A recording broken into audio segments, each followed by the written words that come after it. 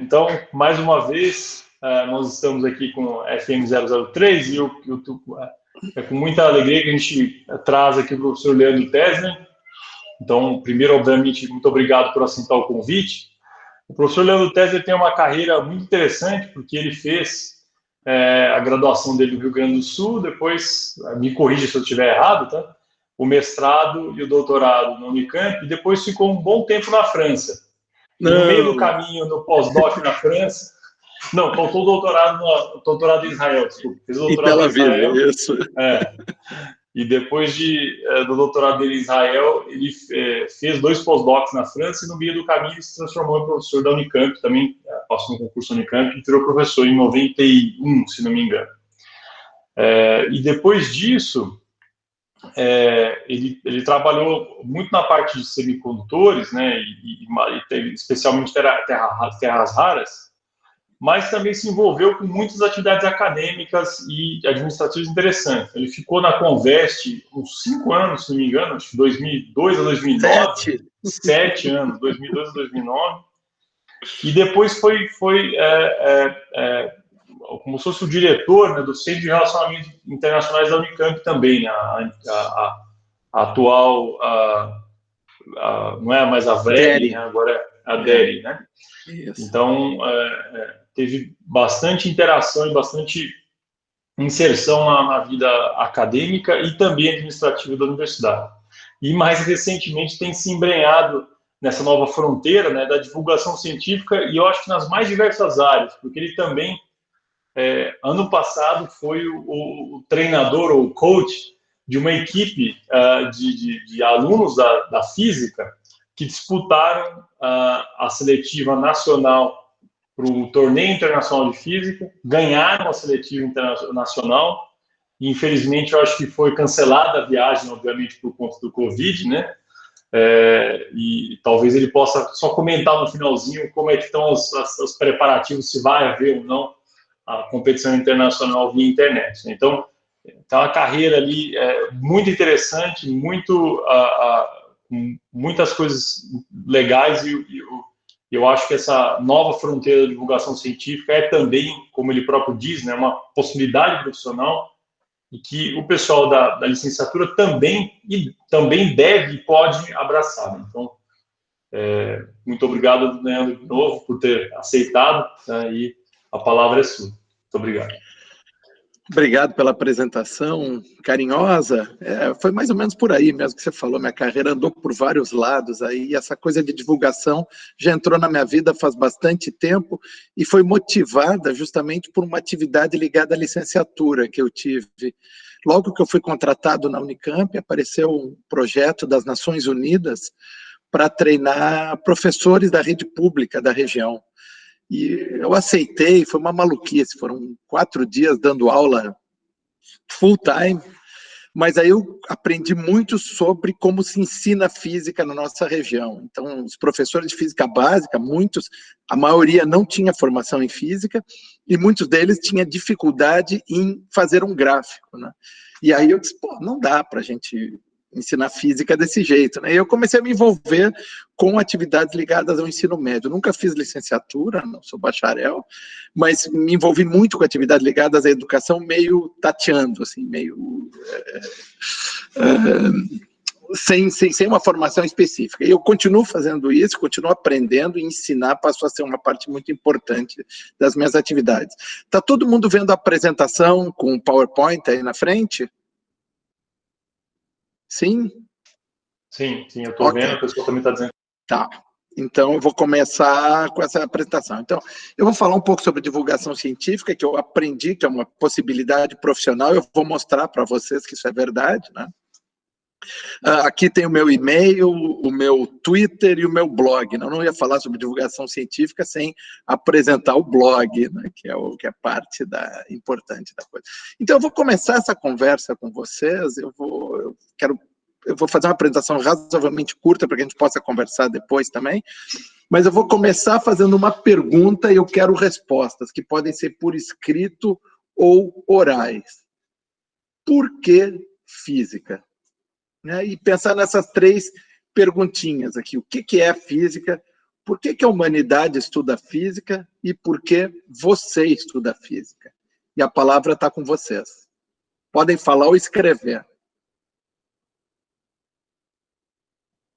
Quem for falar, abre o microfone. Por que vocês estudam física, gente? Vamos lá, João. Posso falar? Por que você estuda física? Pode falar. Heitor, vamos lá. Então, começa perguntando o que é física, né? Acho que física é o estudo das dinâmicas que existem no nosso universo. E porque a humanidade estuda isso é porque a gente conhecendo melhor como funciona todo o nosso redor, a gente consegue interagir melhor com ele, tirar proveito de tudo e tal. E eu estudo física porque eu acho isso interessante, sabe? Tipo, ver como o nosso universo funciona, desde as coisas pequenas, as coisas grandes, movimento, etc. É mó legal, né? Aí por isso. Outra resposta?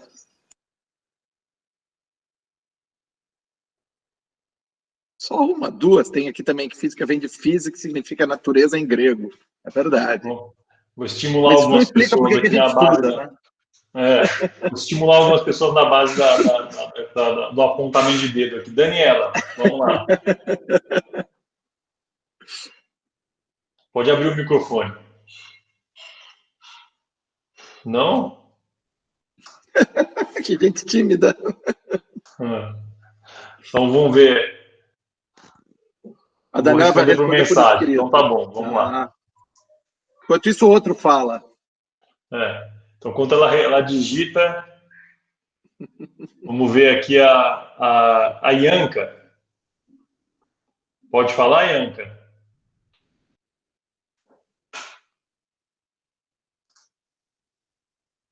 O pessoal é mais rápido em digitar do que falar, Leandro, essa nova geração. As duas primeiras perguntas, a minha resposta é igual ao do Heitor, é isso, Daniela? E a última, por que você estuda física?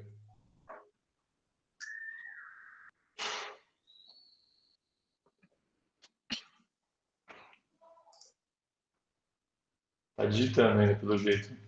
Tá. Mais alguém, vamos lá. Enquanto ela tá digitando. Ninguém quer abrir o microfone? Vinícius, vamos lá, Vinícius. Tá me ouvindo? Sim. Beleza, vamos lá.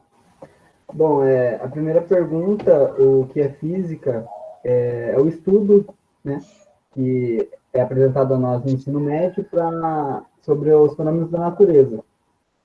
É a interpretação minha.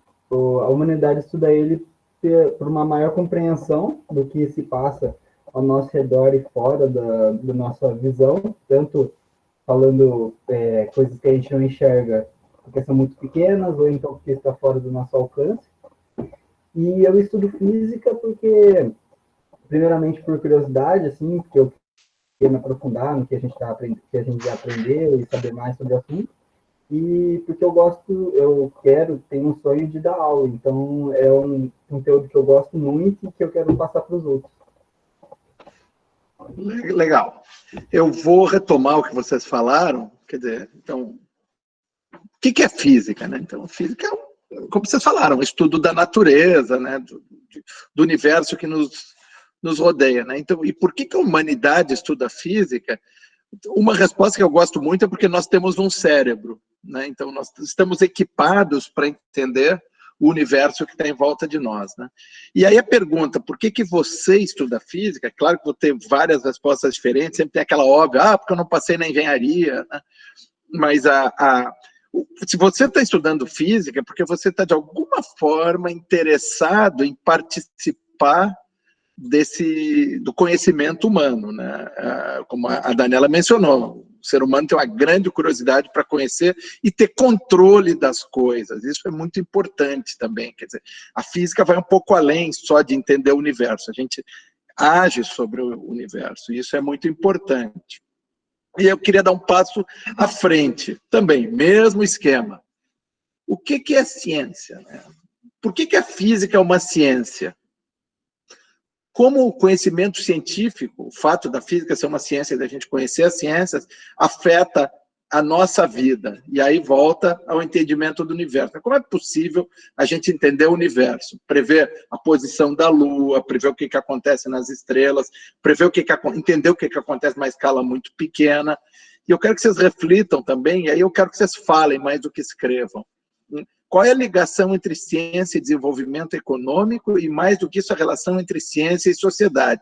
Você sabe que nós somos professores na universidade pública, a gente está trabalhando com ciência, e a sociedade dedica uma parte do imposto que ela recebe para pagar para que algumas pessoas se preocupem com ciência, façam pesquisa, aprendam e ensinem ciência. O que é isso? Como é que isso entra na sociedade da gente? Abre o microfone quem quiser falar, ou levanta a mão, e eu quero ouvir vocês.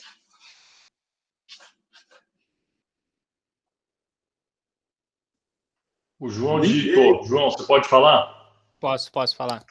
Legal. Bom, eu vejo que a sociedade, né, ela faz muitas coisas, né? Então, várias coisas que engloba essa dinâmica que a sociedade está inserida, né? Economicamente, socialmente, utiliza-se de tecnologia e essa tecnologia precisa ser desenvolvida através de um conhecimento. Então, para isso que pelo menos em tese, né, esse imposto que é recolhido e é alocado na área das ciências contribui nisso, contribui, né, para o desenvolvimento econômico, para o desenvolvimento social, e é isso. Mais alguém? O João Pedro Albano também digitou. Vamos lá. Fala também, abre o microfone e comenta um pouco. Posso falar? Pode, quem abre o microfone fala. Eu acho que a física é uma ciência porque leva a gente a conhecer alguma coisa, leva a gente à ciência dessa coisa, sabe? A gente saber sobre algo. No caso, o nosso objeto de análise é todo nossa Terra, enfim, tudo. Eu acho que, tipo, o conhecimento científico afeta muito positivamente a nossa vida, né? Porque com a ciência a gente consegue, conhecendo melhor as coisas, trabalhar com essas coisas. Por exemplo, a medicina. Você pode cuidar de pessoas, salvar pessoas, etc. Assim como a física ajuda a gente a compreender diversas outras áreas, né? Por exemplo, a própria engenharia, responde perguntas filosóficas, que é importante, né? Também, para quem se pergunta. E é isso. Sei lá, a gente sabe muito sobre o universo e a nossa economia é baseada, né, no fim das contas, pela ciência. Porque tem a matemática, tem a comunicação entre as nações, etc. Tudo, no fim das contas, acaba girando em volta da ciência. Mais ou menos, quase tudo. Vamos lá. Ciência não é tudo. É verdade, é verdade. A Carol também falou um pouco. Vamos lá, Carol. Abre o microfone e fale. Digitou, na verdade, não falou. Digitou, que a física é uma ciência porque ela se baseia em observações e pesquisas, né?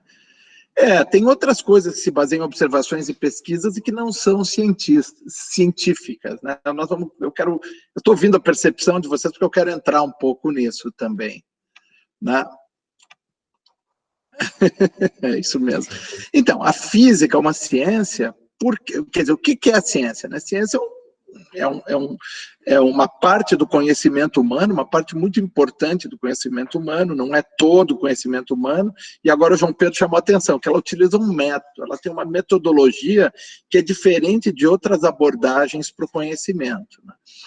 E a gente usa esse método científico, que ninguém sabe muito bem o que é, mas a gente sabe mais ou menos como é que ele funciona, né?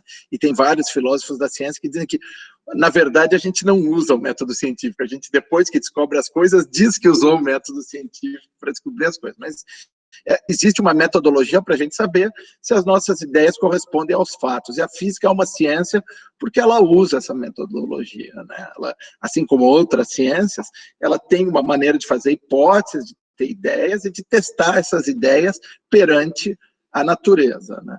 E aí o conhecimento científico afeta muito a nossa vida. Se vocês pensarem, tem a ver também com ciência e sociedade, ciência e desenvolvimento econômico, faz 150 anos as pessoas morriam aos 40 anos, era normal. Assim, quando eu era pequeno eu gostava muito de música e tinha uma coleção de LP, vocês nem sabem o que é isso, eram discos grandões, analógicos, e tinha música dos grandes compositores, e sempre tinha biografia dos grandes compositores, eles todos morreram, claro que músico não tem uma vida muito regrada, como a gente sabe até hoje, né? Mas eles morriam aos 40 anos, 35, 37, 40 anos, quer dizer, a gente morria muito mais cedo do que a gente morre hoje, justamente por causa da ciência. A gente come muito melhor, hoje a gente tem, a população do planeta aumentou muito, porque a gente entendeu os processos produtivos e pode alimentar essa população do planeta, né? A gente entende o universo, a gente percebe o universo hoje de uma forma muito diferente do que os nossos bisavós, porque a gente tem um arcabouço mental para entender o universo. Aliás, essa é a base da física, né? Mas a ciência também influencia muito o nosso desenvolvimento econômico. A ciência, hoje, nesses últimos 100 anos, ou mais, até 150 anos, é só com a ciência que a gente consegue que as nações se tornam mais ricas. Tem gente que diz, eu acho que com bastante razão, que a ciência é a base do capitalismo, inclusive, né? Tinha muita gente que acha que a ciência é do mal, porque ela justifica o capitalismo, mas ela sempre faz com que os meios de produção diminuam o custo e permite que eu te empreste dinheiro para você fazer alguma coisa, porque eu sei que você vai conseguir me devolver esse dinheiro. Então, a base do capitalismo passa pela ciência. E ela tem implicações muito grandes na sociedade, porque ela pode nortear decisões que a gente toma ao longo da nossa vida, tá? E aí entra a cidadania, né? Eu acho que vocês conseguem se dar conta disso, né?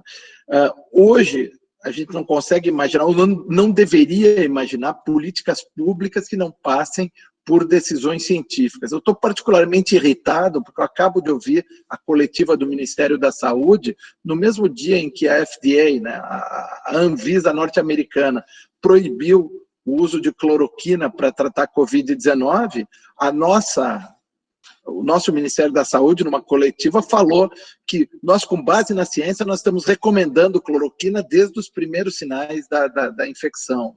O que é uma bobagem imensa, quer dizer, o Brasil perdeu, ou talvez nunca tenha tido, essa dimensão científica para tomar grandes decisões e propor políticas públicas, e isso acaba tendo uma consequência na nossa vida. Na vida contemporânea, é fundamental que a gente consiga tomar decisões informadas. Às vezes essas decisões não são científicas, mas a gente precisa entender a abordagem da ciência, e isso chega a ser quase, vou exagerar, quase criminoso, porque uma parcela muito grande da população com direito a voto, ela não consegue nem entender o que está em jogo quando é tomada uma grande decisão em nome dela, né? Então, como é que a gente pode fazer a ciência chegar na população? Obviamente, através da educação, como vocês sabem bem, né? E tem outros caminhos que a gente chama de educação não formal, ou educação complementar, que é onde a divulgação científica entra. E aí, esse quadrinho que eu coloquei para vocês conta uma história muito legal. Eu acho que a internet, não é um exagero dizer que a internet é uma das invenções mais importantes da história da humanidade, né? E esse é um cartoon com a evolução da comunicação. Você vê, a gente começou a se comunicar por escrito em 30 mil antes da Era Comum. No ano 30 mil antes da Era Comum, a gente já começava a fazer desenhos em pedra e nas cavernas, né, para comunicar alguma coisa, né? E nós inventamos, quer dizer, nós treinamos pombos-correios a partir de 770 antes da Era Comum, né? E aí vai indo, o maratonista que correu 42 quilômetros, na verdade não era 42 quilômetros com 195 metros, era só 42 quilômetros, 195 metros foram introduzidos numa Olimpíada em Londres para os maratonistas chegarem na frente da rainha, mas ele correu 42 quilômetros para levar uma notícia, tá nesse cartão, ele está carregando essa notícia para se comunicar de um lugar para outro. Isso foi no ano 530, antes da Era Comum. E aí, quando começa a Era Comum, não acontece nada de muito importante até 1440. Quer dizer, claro que acontecem coisas muito importantes para a comunicação, mas durante a Idade Média, desde que o cristianismo se estabelece, a Igreja Católica tem o único meio de produção de livros. Nós inventamos a escrita, nós sabemos ler, mas os papas sabiam que quem tinha conhecimento tinha poder. Então, eles controlavam quem podia ler e o que as pessoas podiam ler. Quer dizer, uma censura pesada mesmo. E quem assistiu, tem um filme antigo que é muito legal, que se chama O Nome da Rosa. Você vê que tinha os escribas que ficavam copiando os livros, escrevendo à mão, né, com caneta tinteiro, para que as pessoas pudessem ler. E só podiam ser publicados livros que o Vaticano permitia. Até que um sujeito chamado Johannes Gutenberg, lá por 1440, 1430, 1440, desenvolveu uma nova tecnologia que era a imprensa de tipos móveis, a gráfica caseira, estilo 1440. Então ele permitia que você imprimisse livros sem passar pelo Vaticano, e isso mudou a história da humanidade. Então, o Vaticano perde o poder de controlar os livros, né, o que vai ser lido pelas pessoas, e qualquer pessoa que tivesse acesso a uma gráfica de tipos móveis podia escrever seus escritos e divulgar eles. E, inclusive, a invenção da imprensa foi muito importante para a Reforma Protestante, que foi quando as pessoas se empoderaram contra a Igreja, né? Então, isso é 1440, a primeira grande revolução do conhecimento, e aí o tempo corre até que se inventa o primeiro jornal, né? Isso aqui é em... Opa! Não, apertei errado. Isso é lá por 1650, o telégrafo foi inventado em 1840, o telefone em 1876, Graham Bell, né? O Dom Pedro II comprou os primeiros sistemas de telefone, a gente começa a transmitir sinais de rádio em 1902, a televisão aparece em 1927, e aí tem o segundo grande marco da comunicação, eu acho, na história da humanidade, que é a invenção da internet. Por que isso é um marco importante, né? 1969. Porque isso tira o poder também da comunicação dos meios públicos, do correio, né? do controle da comunicação. Então, agora qualquer pessoa pode se comunicar.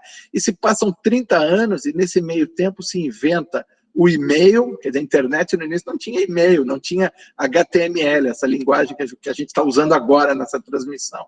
Então, com a invenção do HTML, que aliás foi feito por físicos que queriam controlar experimentos lá no CERN, a partir do seu laboratório em casa, eles inventaram uma linguagem, um protocolo de comunicação, e aí isso permite que em 1999 apareçam os primeiros blogs. A gente vai falar um pouquinho sobre blogs depois.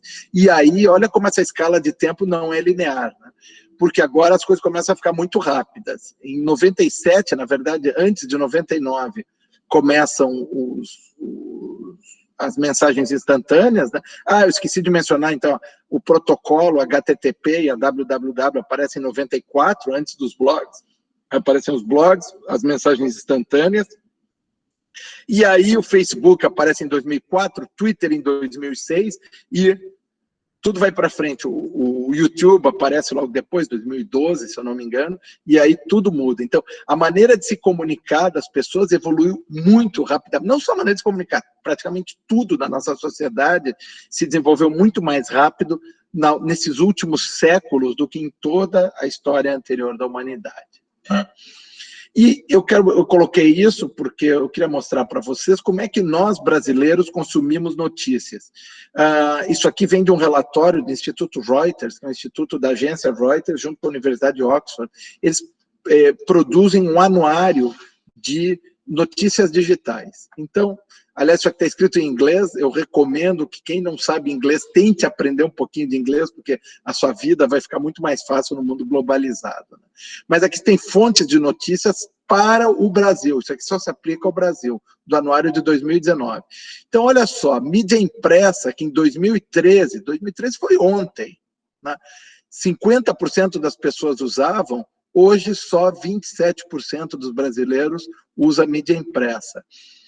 Mídias sociais, que era 47% em 2013, hoje é 64%, como fonte de notícia.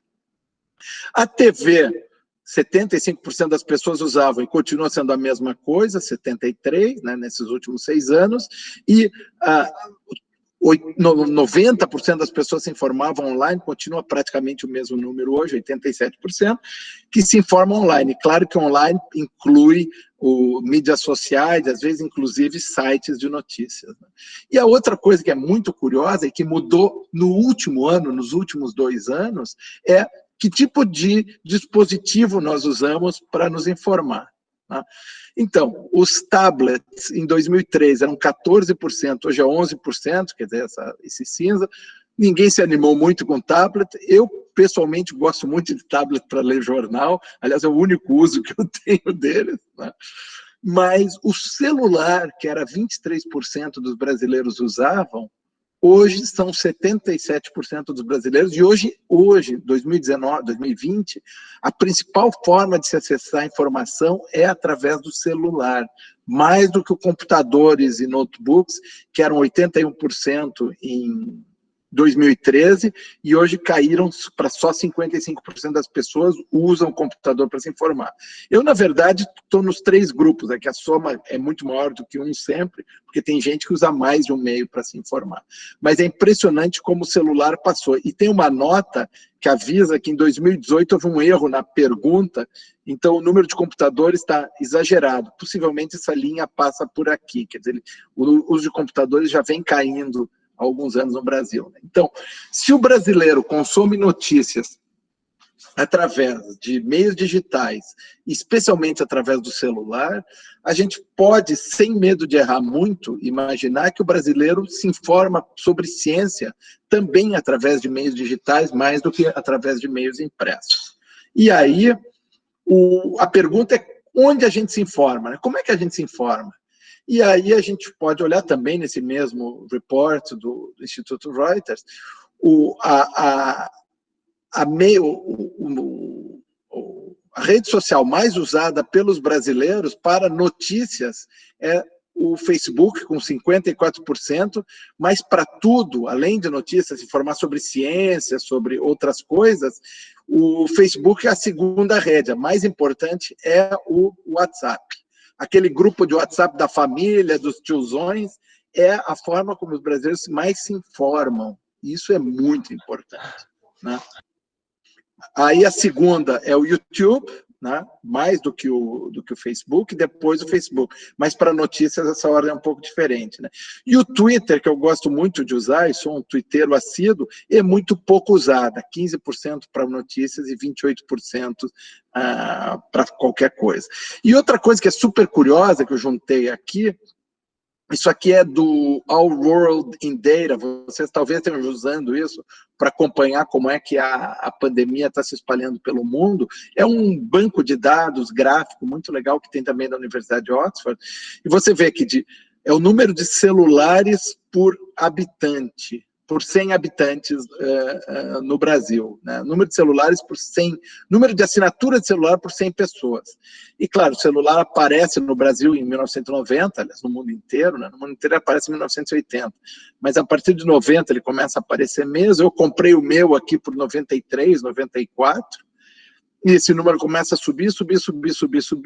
Em 2010, a gente tinha, em média, mais de uma assinatura. 2010, 2012, aqui, nós tínhamos no Brasil cerca de 1,3 assinatura de celular por habitante. Tinha mais linha de celular do que habitante no Brasil. E isso é um fenômeno brasileiro. Nos Estados Unidos isso não aconteceu assim, por causa daquela história de uma empresa de celular não conversar com a outra. Então, eu mesmo tinha mais de um chip, porque uma pessoa era da Vivo, outra era da Claro. E agora que isso aí está se estabilizando, nós estamos ainda com mais de uma linha de celular por habitante no Brasil. Então, se comunicar por rede social e especialmente pelo celular é o caminho para nós chegarmos nas pessoas. Não adianta a gente querer fazer divulgação social por um caminho que as pessoas não estão nos ouvindo. Tá? Então, o que a gente aprendeu até agora? Se a gente quer divulgar a ciência, a gente tem que fazer isso online, a gente tem que pensar no celular, e mais da metade da informação vai acontecer através de redes sociais, 64% dos brasileiros usam, e aí vão aparecer os caminhos que a gente tem para usar essas redes, que são os que eu vou falar agora, que são os blogs, que é o caminho de texto, que está diminuindo, mas sobrevive, por incrível que pareça. Eu sou um blogueiro das antigas, eu tenho meu blog há mais de 10 anos, os podcasts, que são através de áudio, e os vídeos. Então, os blogs se chamam weblogs, como a gente viu antes, aparecendo em 99, são essencialmente comunicação através de textos e imagens. E aí tem 2 sites que eu recomendo para quem está interessado em blogs olhar. Tem o Blogs de Ciência da Unicamp, esse site que eu estou mostrando aqui, depois eu vou deixar essa apresentação com vocês, com os links. E tem os Science Blogs, que esse aqui é norte-americano, existia o Science Blogs Brasil, que se juntou com os blogs de ciência da Unicamp. Então, são repositórios de blogs científicos que vão falar sobre física e sobre outras coisas. E se vocês quiserem se tornar blogueiros, tem 3 ferramentas principais, que são o Blogger, que pertence ao Google, a WordPress, que é um pouco mais sofisticada e te permite voos um pouco maiores, e agora está muito na moda Medium, que é uma plataforma para blogs de todas as áreas, bastante flexível. Podcasts são arquivos de áudio, né, como eu falei, o nome deles vem da junção do iPod, que era aquele tocador de música da Apple, com webcast, uma mistura de tocador com falar na rede. Eles aparecem em 2004, a palavra foi inventada em 2004, isso é razoavelmente recente, né? E, essencialmente, os podcasts são programas de áudio em episódios, né? Você tem episódios comentando alguma coisa, eu vou discutir um pouquinho sobre como é que é no Brasil isso. Ele requer algum conhecimento técnico, ao contrário do blog, que basta você saber escrever e ser muito curioso, né? Ele exige que você escreva um roteiro para o que você vai falar, você tem que ter um equipamento de gravação, mas muita gente usa o celular ou o computador para isso, e é bom você ter equipamento de edição, que também, em geral, é um software que a gente usa no computador, Audacity, que é o mais usado, é grátis e você aprende a editar.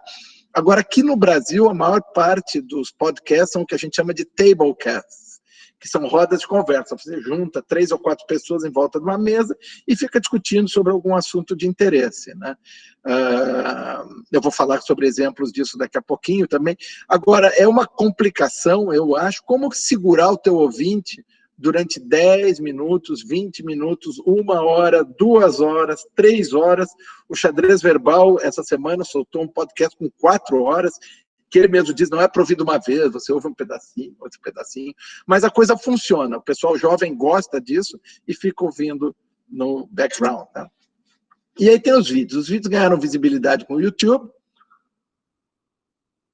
eles vêm em diferentes sabores, eles podem ser mais produzidos ou menos produzidos, né? Basta uma câmera e um cara falando, que é o que o Pirula faz. O Pirula raramente usa cenas externas e faz muito sucesso, fala sobre todos os assuntos, as opiniões dele, né? E aí é bom você ter algum conhecimento técnico para saber como é que você prepara um roteiro, como é que, se você quiser fazer uma coisa um pouco mais sofisticada, você vai ter que investir um pouquinho em equipamento e usar o equipamento a seu favor, você vai ter que ter um esforço de produção e de edição também. Eu não vou falar muito sobre os detalhes aqui, mas eu vou dar algumas dicas para isso. Exemplos de blogs, eu acho que um blog que eu gosto muito é o blog, blogueiro foi nosso aluno na física, né, e fez um blog, um dos blogs mais antigos de física do Brasil, Física na Veia, o Dulcídio, e ele é professor no ensino médio, ele fez licenciatura, e ele escreve sobre temas interessantes. Agora teve recentemente o voo para a ISS, ele, a gravidade é 0 no espaço, quanto ela vale na ISS? Por que não tem peso? E como ele é escrito, você pode usar coisas um pouco mais sofisticadas. Ele escreveu aqui a lei da gravitação universal, ele mostra o equilíbrio de forças dentro da estação espacial, como é que isso funciona, quer dizer, ele explora o fato de ser texto, e ele tem como público o pessoal que está estudando ou que é curioso por física. Quando a gente escreve um blog, ele é relativamente fácil de fazer, porque tem texto, mas a gente pode usar fórmulas, a gente pode ter alguma profundidade maior do que os vídeos, justamente porque usa fórmulas, mas é muito importante a gente ter em mente qual é o nosso público-alvo, para quem que a gente está escrevendo. E se algum de vocês, provavelmente algum de vocês já faz algum blog, ou se alguém quiser vir fazer um blog, ele tem um bônus que é treinar a escrita. A escrita é uma capacidade de expressão bastante importante, que às vezes a gente não dá bola, mas a nossa experiência como professor, você vê a diferença de quem tem o hábito de escrever, de se expressar para outras pessoas, a diferença que ele tem para quem não tem. É fácil, é barato, não custa nada, só custa o nosso tempo e vontade de fazer. E é claro que eu tenho que mostrar o meu blog para vocês, né? Então, chamando a atenção, esse foi o último post que eu fiz de física, sobre os perdigotos do Bolsonaro, né, para ilustrar esse problema de por que a gente tem que usar máscara. Ele um dia falou cedo de manhã, lá naquela fala dele para os seguidores, e ele fala, animado, não sei o que, com o sol entrando a mais ou menos 90 graus, espalhamento de luz pelos perdigotos dele, revelou os perdigotos. Esses perdigotos são bem pequenininhos, mas sai uma nuvem de perdigoto na frente dele, eu mostrei, expliquei por que a gente vê, como isso prova que o vírus se propaga, né? E o meu post anterior, eu queria mostrar também, é sobre epidemiologia, que é um assunto que físicos trabalham, um assunto de físicos. Eu aprendi isso por causa da pandemia, e eu uso recursos gráficos, eu evito usar fórmulas, mas eu uso... As pessoas acabam treinando leitura de gráficos, ainda que elas não se deem conta disso. Blog é estático, é coisa de velho, é antigo. Hoje a rapaziada está usando mais podcast, e aqui eu quero mostrar, esse é um Physicast, que é um podcast de um pessoal da física da Unicamp. Eu nunca conversei com eles sobre isso, mas eu sei que eles fazem, eu tenho acompanhado. E o último podcast deles foi sobre ótica, uma introdução à ótica, e já é o número 35, quer dizer, eles vêm produzindo regularmente. Se alguém tiver interessado, eu recomendo que procure eles para saber como é que se faz um podcast. Eu ainda não faço um podcast, apesar de ter alguma pressão para que eu venha a fazer, mas eu tenho outras atividades na minha vida, além da divulgação, então isso acabaria tomando um certo tempo. Mas é super interessante, os podcasts podem durar muito, podem durar pouco. Os Physicast, em geral, são o que eu chamei de tablecast, são pessoas sentadas conversando, é como se estivesse numa roda de amigos conversando. E depois tem os vídeos, e aí nos vídeos, eu como exemplo quis trazer o Ciência Todo Dia. O Pedro Loss, que faz esse vídeo, é um cara meio mítico na divulgação científica brasileira, ele tem 1,5 milhão de assinantes no podcast dele, no canal de YouTube dele, e ele vive de divulgação científica. A profissão dele é divulgador. Ele deu um mau exemplo, bom, vou contar, ele não terminou o curso de física. O canal dele estava tomando tanto tempo dele, e ele já sabia o que ele precisava, ele é um cara muito dinâmico, eu conheço ele pessoalmente, ele resolveu se dedicar completamente ao canal. Ele agora fez um curso de física básica para ensino médio, que está lá, que você eventualmente assina, paga. Essas pessoas ganham muito do próprio YouTube e também de patrocínio. E o outro vídeo, que se vocês não assistem, vocês deveriam estar assistindo, é o Nerdologia. Nerdologia é um vídeo que partiu do Jovem Nerd. Na verdade, é um canal de YouTube que partiu do Jovem Nerd, que é um podcast, e ele, essencialmente, está voltado para a cultura nerd. Mas ele é apresentado por um biólogo e por um historiador, né? E ele aparece toda terça e quinta. Tem o Nerdcast também, que alguém mencionou. Ah, bom saber que o curso do Pedro está 100% de graça, ele não está cobrando ainda pelo curso, eu sei que ele tinha intenção disso, muito bom. Então, mas no Nerdologia, eles sempre tratam, muitas vezes, como é cultura nerd, de personagens que eu nem sei o que são. Eu brinco com o Átila, que ele anda muito mais rápido do que eu, ele é muito mais jovem do que eu, mas eu sei que isso chama muito a atenção das pessoas, inclusive para a física, né? Ele muitas vezes traz para assuntos ligados à física, eu ajudo ele às vezes com isso aí. Então, vídeos são outro tipo de produção. Um vídeo do Nerdologia custa de 4 a 5 mil reais por minuto, né? Então, não é uma coisa que a gente pode brincar de fazer, porque ele está num nível de produção bastante elevado. E ele tem patrocínio para isso, né? E o Átila ainda consegue viver disso. Como que vocês podem se preparar para ser um divulgador? Quem está gostando da minha conversa, né? Essencialmente, você precisa desenvolver as habilidades e competências associadas à divulgação científica, né? Então, uma delas é, além do que vocês estão aprendendo em física, entender um pouquinho o universo da divulgação, entender que gente é um sistema muito mais complicado do que os sistemas físicos que a gente costuma estudar, né? É preciso que a gente entenda conceitos como conhecimento, especialmente o conceito de identidade, porque isso influencia muito a percepção da ciência das pessoas. Eu vou falar um pouquinho ainda. E a percepção do universo das pessoas, como a ciência entra na percepção do universo das pessoas, né?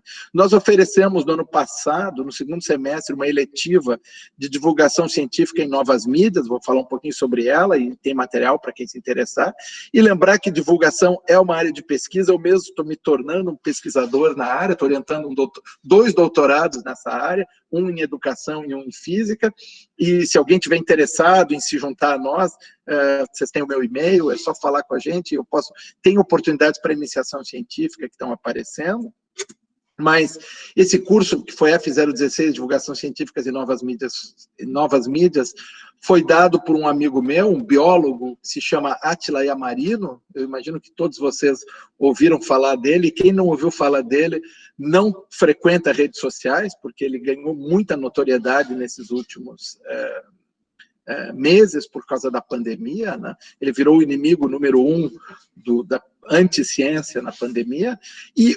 todas as aulas, ou na verdade não todas, mas quase todas as aulas estão nesse link aqui. Eu não vou nem abrir, mas se você abrir esse link, o Átila colocou, ele gravou as aulas dele, colocou e disponibilizou. Então, quem está interessado nisso, eu recomendo fortemente que assista esse curso que foi dado pelo Átila. E aqui foi um dia onde eu fiquei dentro do Nerdologia, né, que eu estou entre o Átila e o Felipe Figueiredo, que cuida do xadrez verbal e que apresenta o Nerdologia também. O Felipe foi convidado nosso, porque nós queríamos ter um cientista de humanidades dando uma aula na formação do curso, né? E isso aqui mostra também que isso pode ser uma carreira. Estou mostrando isso aqui porque essas duas pessoas vivem de divulgação científica. A profissão deles é divulgador. Antes de terminar, eu já vou terminar, porque eu quero ouvir um pouco de vocês também, e conversar.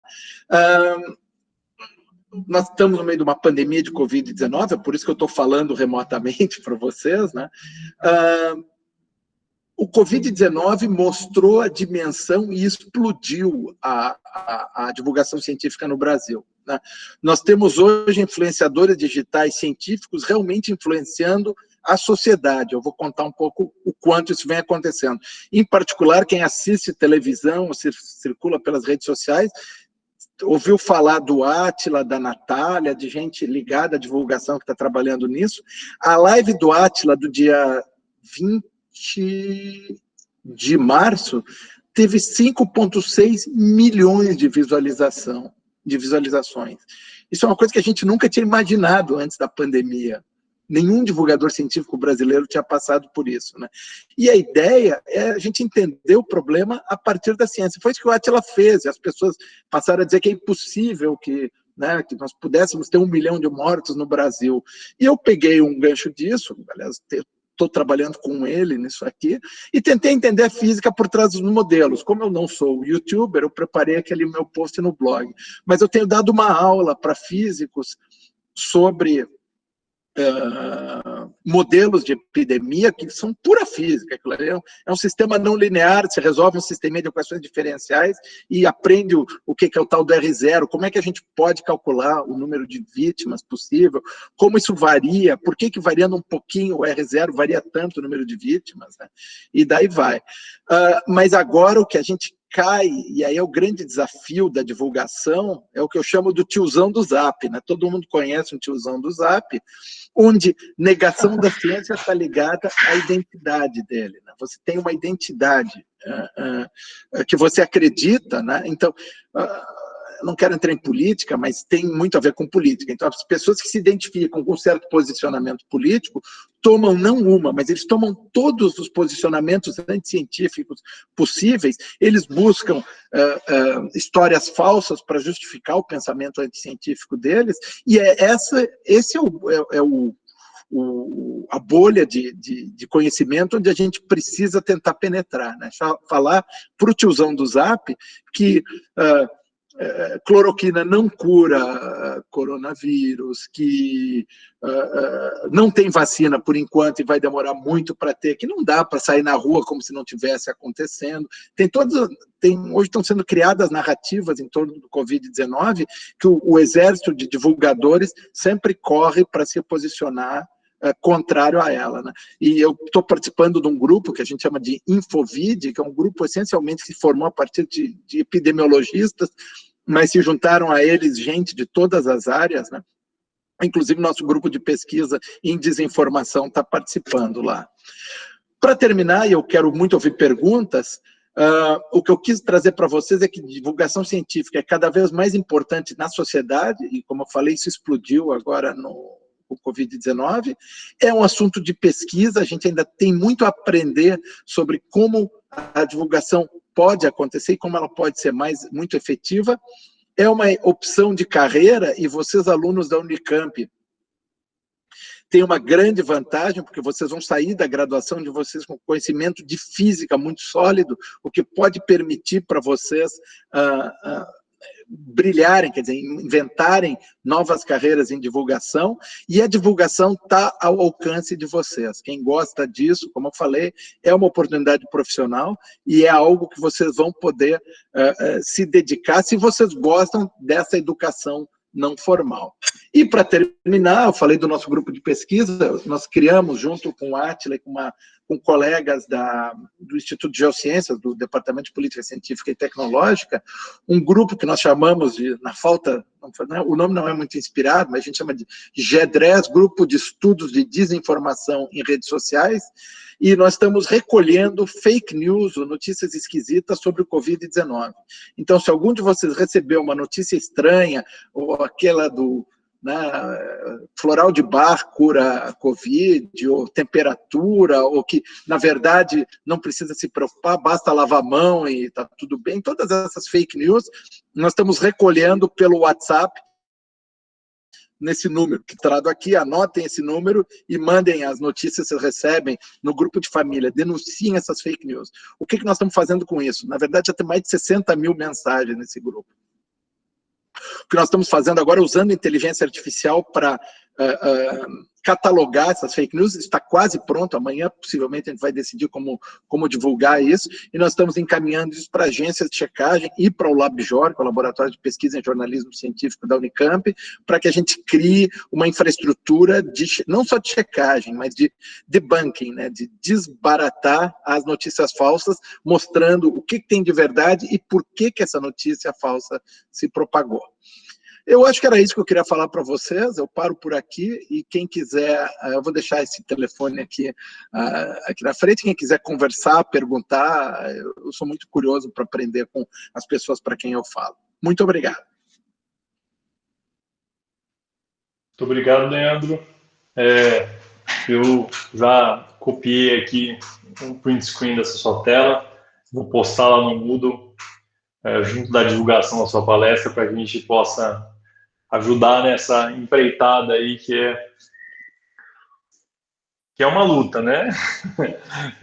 Você informar pessoas não é sempre algo fácil, né? Eu acho que desinformar me parece que é tão mais simples, né? É tão mais simples você inventar qualquer coisa que a pessoa se conforta, né? Ainda mais se você entende com o que está falando, né? Se você entender que com o seu público você falar uma palavra de conforto para ela é muito mais simples, né, do que uma palavra verdadeira, né? Então, muito obrigado pelo esse serviço que você está prestando. Então, não, é verdade, de verdade mesmo, porque eu sei que não é fácil isso, né?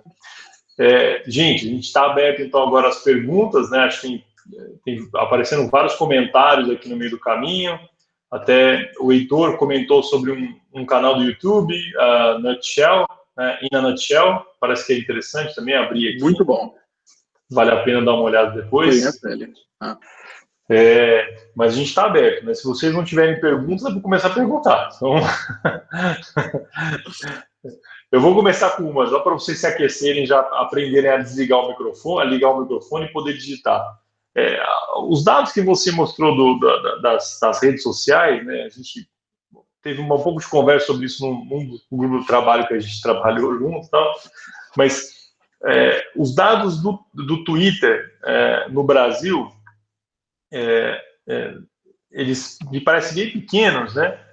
E eu só queria saber se você tem, pelo menos eu vou de cabeça, né? Qual que seriam os dados do Twitter fora do país, em especial nos países mais desenvolvidos, né? Como é que tem sido o Twitter? É que o Brasil tem um fenômeno local que é o WhatsApp, né? Só que no Brasil não tem tanto sucesso. Porque a gente manda SMS, não é cobrado para enviar SMS, e agora que as pessoas estão começando a acordar para as funcionalidades do WhatsApp, né? Mas o Twitter fora do Brasil é mais importante, sim, do que no Brasil, mas ele não compete com Instagram, Facebook, YouTube. Ele sempre é menor. O YouTube é muito dinâmico, porque ele é curtinho, ele é muito bom para você se conectar com outras pessoas, para você conversar com colegas, né? Esse grupo Infovid que eu mencionei se criou pelo YouTube. Nós tivemos uma reunião virtual onde tinha 15 pessoas e eu só conhecia pessoalmente uma das 15 pessoas, que era o Átilo. Todos os demais eu conhecia através do Twitter. Então, ele acaba tendo um efeito qualitativo muito importante. Mas em todo o mundo ele é menos usado do que as outras redes. Aliás, esse dado tem nesse guia da Reuters. Eu não peguei ele aqui, mas podia dar uma olhada. Mas é maior que no Brasil, né? E você vê que no Brasil você usa o Twitter muito mais para coisas não notícia, muito mais, o dobro, 28% das pessoas usam ele para aprender, se comunicar, e só 15% usa ele para notícias. Então, passa por aí. Legal. O Arthur aqui está fazendo uma pergunta, eu vou só falar, só para que fique registrado. Então, o senhor pensa sobre a influência dos YouTubers que tem sobre a nossa sociedade, vistos que eles não precisam necessariamente ter alguma formação e eventualmente compartilham informações falsas? Uau! E aí eu vou adicionar uma pitada aqui na pergunta do Arthur, que é um fenômeno que você vê nos YouTubers, em especial nos Estados Unidos, né? Que, como você disse, muitos deles vivem disso, né? E aí, como é que você consegue confiar na informação do YouTuber se ele vive da divulgação, né? Que é algo, não da divulgação, mas vive do seu canal, né? Então, deixa eu adicionar uma pitada aí, vou deixar para você responder. Essa pergunta é muito perigosa, porque eu só falei do lado bom da invenção da internet, né? Quer dizer, com a invenção da internet não tem mais filtro, né? E, aliás, a gente viu uma coisa recentemente que tem a ver com isso. E o lado ruim é que não tem mais filtro. Então, não sei se vocês já viram no YouTube, tem vários vídeos mostrando motos perpétuos funcionando. Todos eles envolvem uma edição de vídeo, uma fraude de alguma forma, né? Isso é comum. E agora aqui no Brasil, a gente tem vários canais de YouTube que são propagadores de notícias falsas. Eu não vou dizer o nome, que não é para vocês olharem eles. Mas o que acontece? O algoritmo, o famoso algoritmo do YouTube, que é o que tenta te passar de um canal para outro, ele quer que você fique assistindo o YouTube o máximo de tempo possível, né? Então, ele sabe que se você assiste um canal do mal, você vai se interessar por outro canal do mal. E é assim que o cara que era anti-vaxxer também começa a achar que a Terra é plana, ele também começa a achar... Anti-vaxxer são os caras que acreditam que vacina é uma grande conspiração. Então, eles começam a achar que cloroquina cura Covid, eles começam a achar que o contato em casa acaba sendo mais prejudicial do que favorável. E isso não é só no Brasil, no mundo inteiro isso vem acontecendo. Então, não tem filtro, né? Então, como é que as pessoas fazem com isso? é aquela coisa, a mentira tem perna curta, né? Com o tempo, agora, especialmente depois do Covid, o YouTube mudou o algoritmo e eles estão tirando do ar rapidamente vídeos obviamente falsos. Então, não sei se vocês lembram ou receberam, tinha um vídeo de uma suposta médica, uma mulher de cabelo grisalho, comprido, que é médica e tratou não sei quantos com cloroquina, e eles ficaram bons, e é muito bom, ela dá até a receita de quanto que tem que dar. Aquele vídeo foi criado para o YouTube. Eles criaram um canal para o vídeo, colocaram o vídeo no YouTube, sabendo que ele ia ser derrubado logo, mas eles precisavam disso para poder comprimir esse vídeo e mandar para o WhatsApp. O WhatsApp é um caso à parte aqui no Brasil.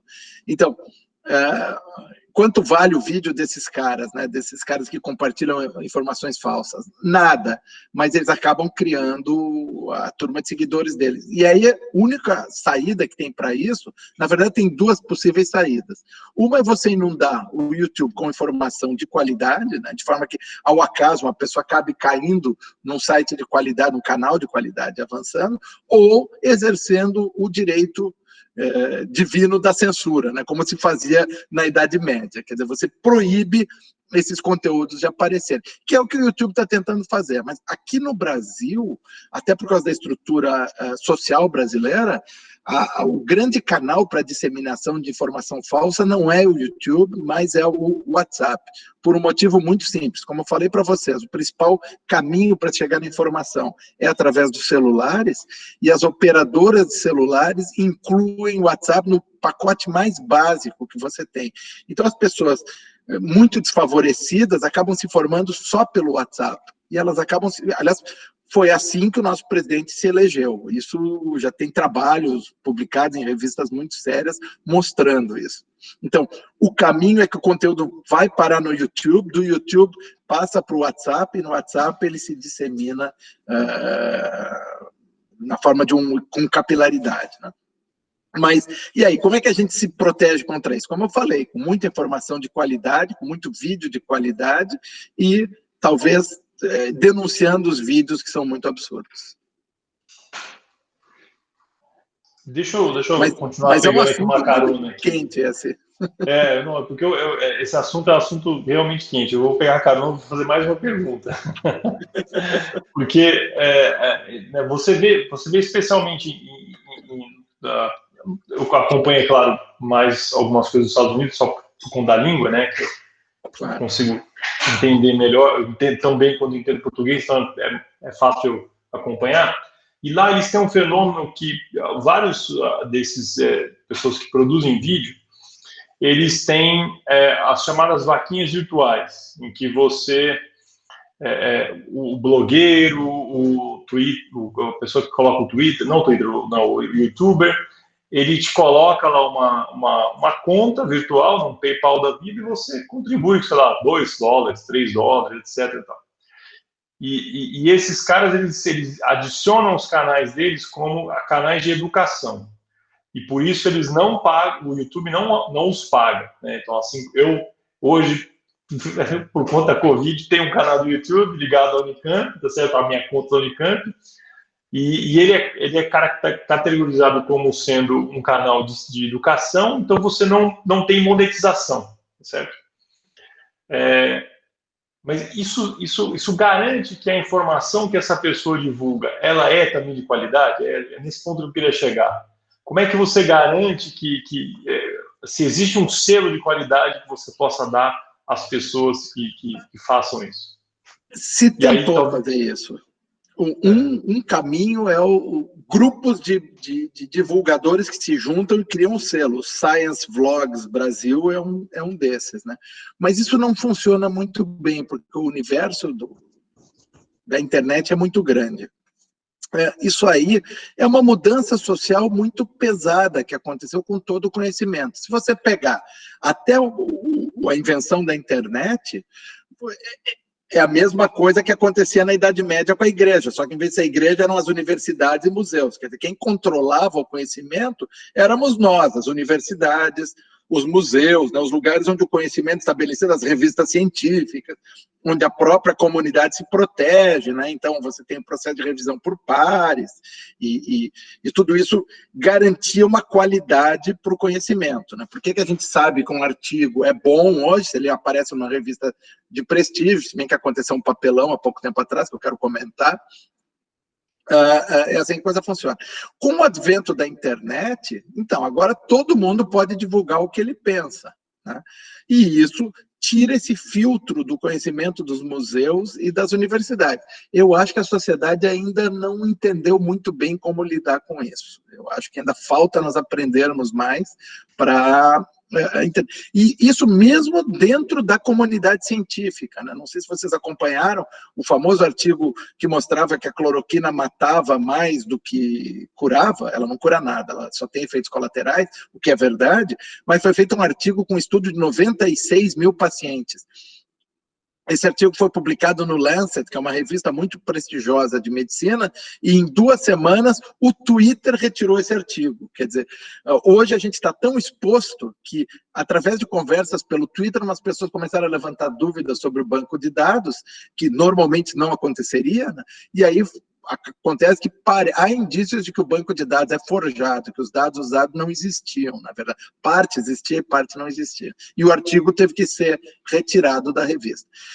Outro fenômeno que também a gente ainda não sabe como lidar são os preprints. O Thiago é mais jovem que eu, nem pegou essa fase.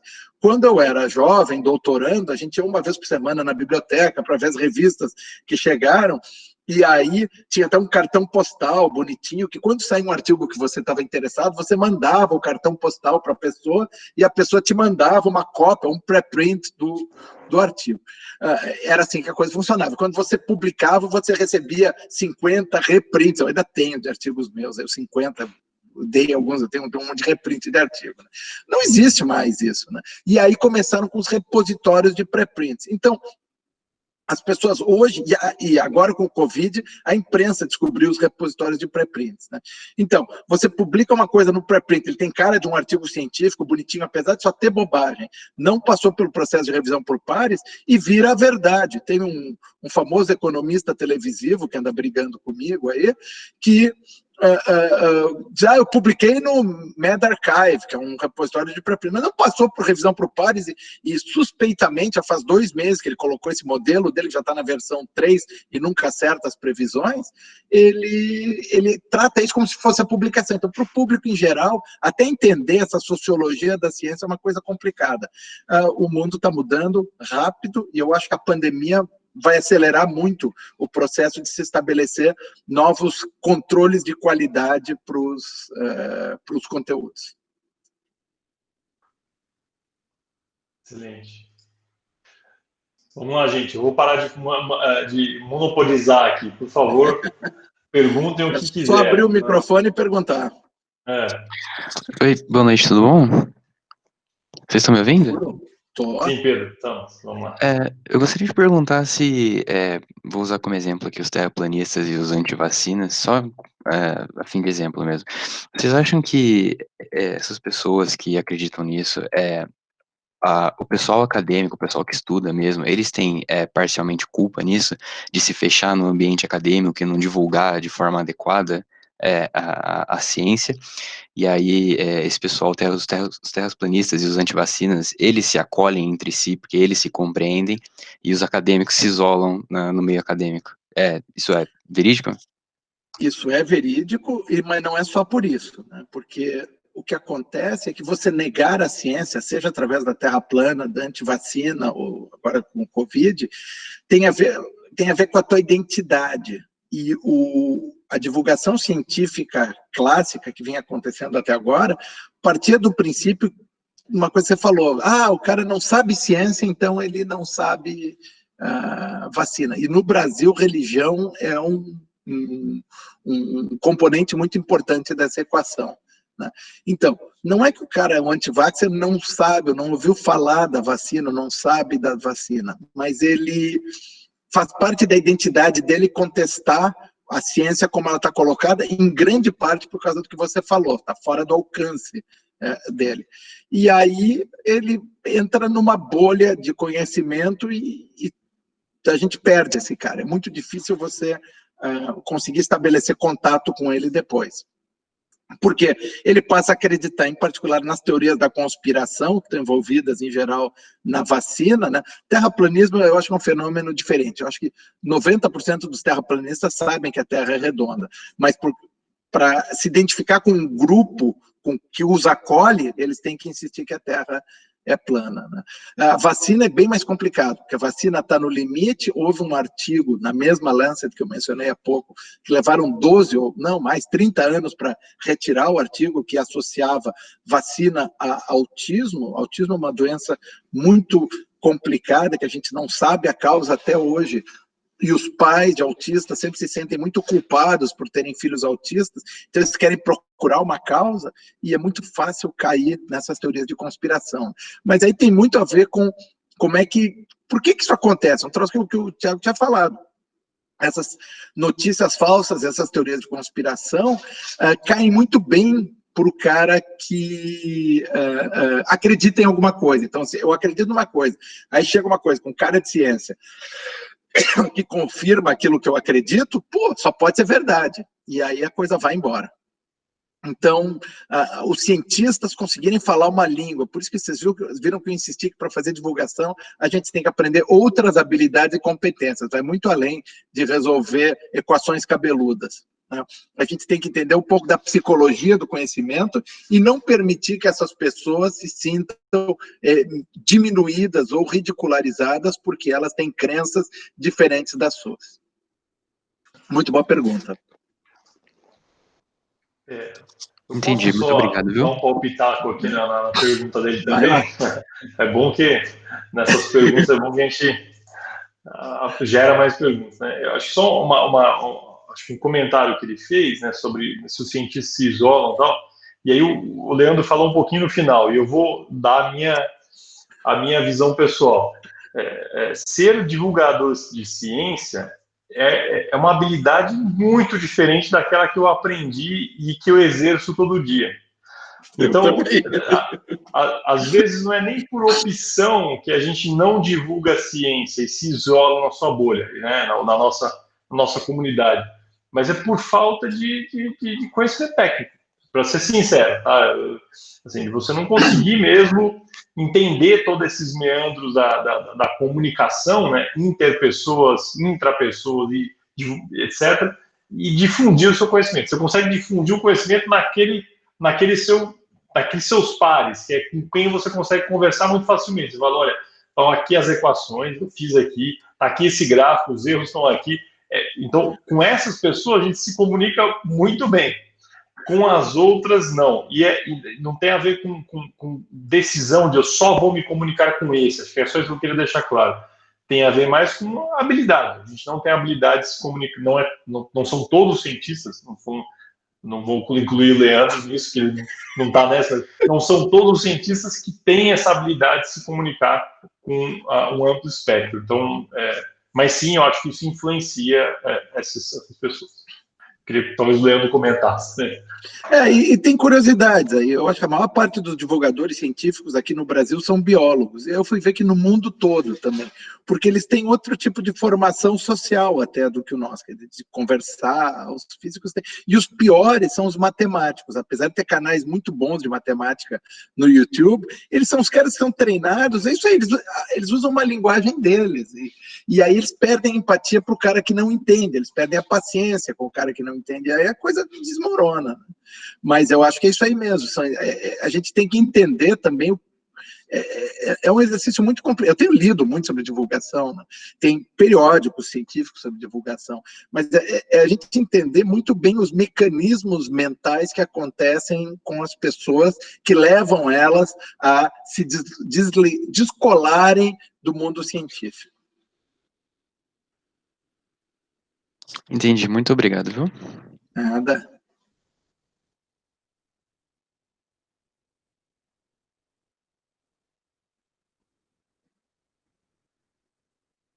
Você está sem microfone.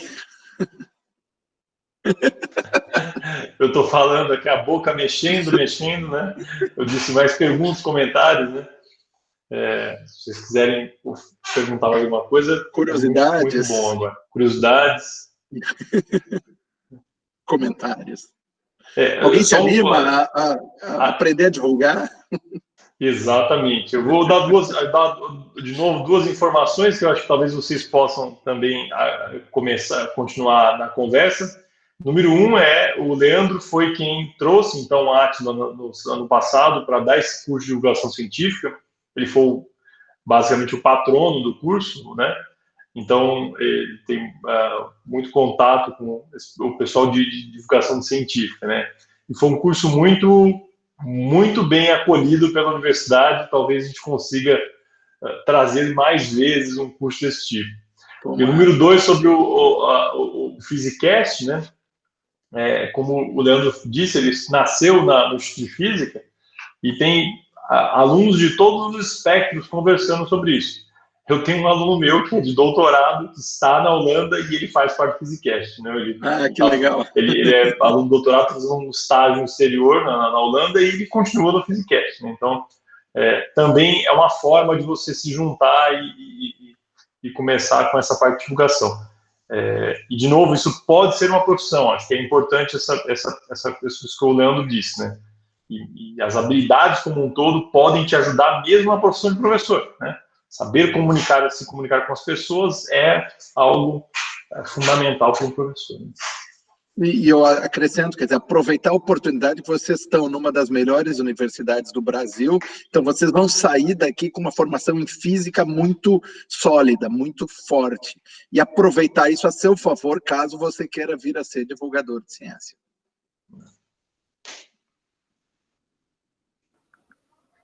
João, vamos lá.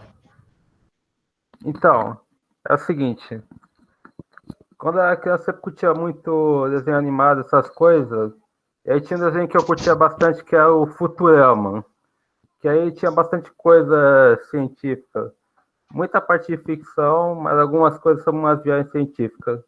Aí teve um desenho recente que eu assisti, que se chama Dr. Stone, que faz toda uma abordagem sobre ciência, que é o mundo em que a sociedade voltou para a pré-histórica, eles estão tentando reconstruir a sociedade com os conceitos científicos. E aí a pergunta que eu quero fazer é, você acha válido usar obras de ficção para propagar o interesse nas pessoas pela ciência? Claro! Aliás, isso é o que o Nerdologia faz, né? O Nerdologia explica, dentro da subcultura nerd, né, o que está por trás dos super-heróis que aparecem lá. Mas eu acho que tem muito físico que se tornou físico por causa de ficção científica, né? Quando eu era jovem, a gente lia muito um cara que chamava Isaac Asimov, que eu recomendo muito, vocês leiam os livros dele, que é o cara que inventou a ficção científica moderna. E ele tratava de aspectos éticos e morais, além de aspectos científicos, né? Acho que ele tinha formação em física, inclusive. E é muito legal, porque é o que você falou, atrai a nossa atenção, a gente quer entender. Eu acho, inclusive, existe espaço para fazer divulgação científica usando desenho animado, usando filmes, e as pessoas fazem isso, né? É um mundo muito grande aqui no Brasil, e a gente tem que encontrar os caminhos. Mas eu acho isso muito válido. Obrigado. De novo, pegando um gancho, né? Teve recentemente no CCJDR, o DRCC lançou, né,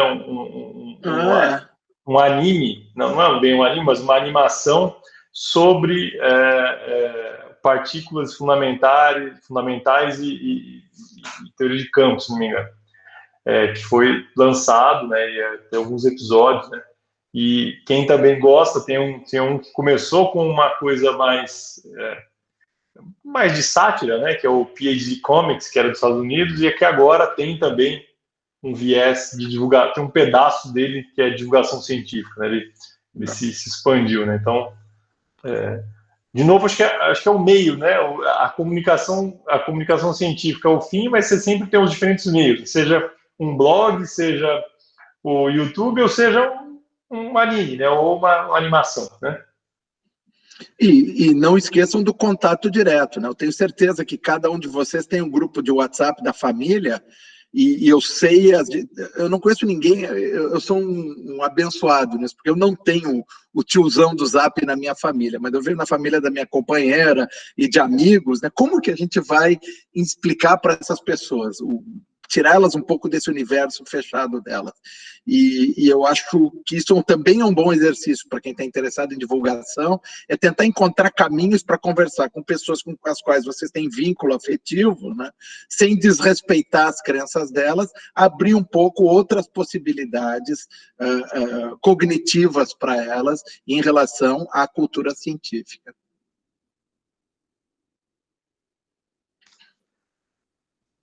Bom, o Pedro também colocou aqui um canal também do YouTube. Gabriela, eu abri aqui o canal. Gabriela Balas. Isso, Física e Afins. Física e Afins, né? É bem legal. Também tem comentando aqui para a parte de divulgação. Isso. Vamos lá, mais alguém não? Vocês estão muito quietinhos. Eu tô com receio de que ou vocês estão muito tímidos ou ninguém está escutando. Pô, quase 3 meses de quarentena, né? Tá difícil, cara. Eu mesmo já estou começando a ter problemas mentais com a quarentena, que essa tem que terminar em algum momento. Né? Não, ainda não, mas eu quero muito que termine, porque é complicado. Complicado mesmo. A gente teve que mudar o jeito de ensinar, o jeito de se relacionar com os alunos. Isso, para mim, está sendo um aprendizado à parte aí. Né? E mais as atividades que eu estou fazendo em relação ao Covid. Então, eu entendo muito bem as pessoas estarem... A gente já está chegando no final do semestre, está todo mundo meio desanimado e cansado, mas vai melhorar. Com certeza vai melhorar. Bom, se ninguém mais tem perguntas, então eu vou agradecer novamente o Leandro. Muito obrigado. Eu acho que é bem interessante essa perspectiva, né, sua da parte de divulgação. Acho que é muito legal. De novo, eu sou muito ruim nisso, mas sou entusiasta. Acho que isso adoro apoiar quem precisa, porque tem que ser feito, certo? Mas eu sou péssimo nisso. Então, tem que apoiar quem sabe fazer. E de novo, acho que para o pessoal da licenciatura é algo que são habilidades que se aprendem nessa parte de divulgação, que com certeza podem ser usadas no dia a dia, né? Mesmo dentro de sala de aula e no futuro, né? A gente teve aqui outros professores, contando um pouco sobre os problemas do Covid, né? De como interagir com os alunos, né? Tem um professor da parte de tecnologia do Paraná, um professor do ensino médio e tal, e você percebe o seguinte: quem estava mais antenado com as mídias sociais conseguiu mais rapidamente se comunicar com os alunos, né? Então, acho que isso também mostra como é o que você disse, né? A coisa está evoluindo muito rapidamente e aprender isso também é também uma ferramenta de trabalho para o futuro, né? Então, acho que se encaixa perfeitamente. Ok, muito obrigado, Leandro, mais uma vez. Muito obrigado pela paciência de vocês. Quem se interessar pelo assunto, é só me mandar um e-mail e eu respondo a todas as perguntas que vocês não tiveram coragem de fazer em público. Legal. Obrigado. Bom, pessoal, então tá bom. Muito obrigado a todos, boa noite a todos e até a próxima semana para os alunos. A gente conversa, tá bom? Tchau, tchau. Muito obrigado. Tchau, tchau.